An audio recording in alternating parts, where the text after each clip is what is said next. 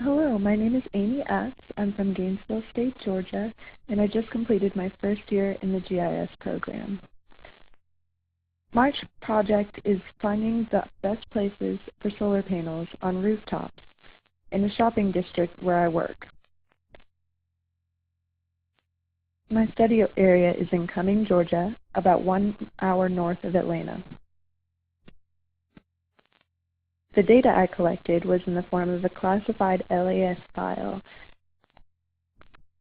projected in UTM Zone 17 North. All of the files I was able to create using this LAS data also are going to be projected in UTM Zone 17 North. The goal of this project is to isolate rooftops with a slope of less than 35 degrees, which face either south or horizontal and get plenty of sunlight during the day.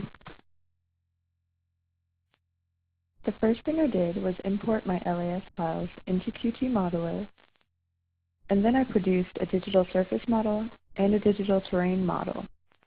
This gave me all of the elevation I would need to conduct my analysis. From there, I was able to export these models as GeoTIFFs.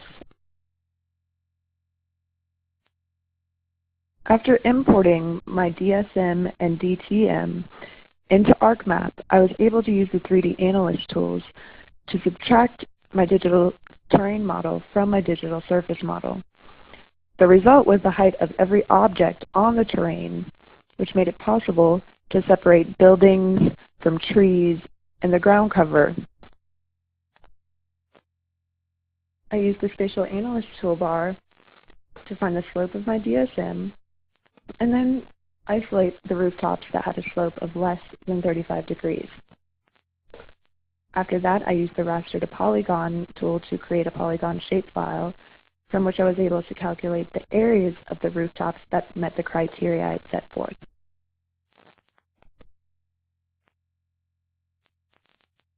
Finally, I used the Area Solar Radiation tool in Spatial Analyst. As you can see from the histogram on the left, the majority of the rooftops that I'd isolated get plenty of sunlight to be perfect candidates for solar panel placement. I then used the raster to polygon tool one more time and removed any polygons that were less than 1.5 square meters, as they would be too small to be useful for my analysis.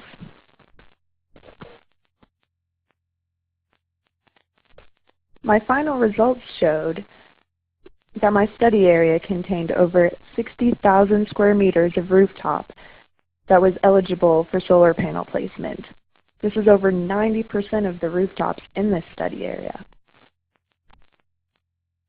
With so much area that could be used for energy production, I can't help but wonder, just how many of these solar panels could I actually fit on these rooftops?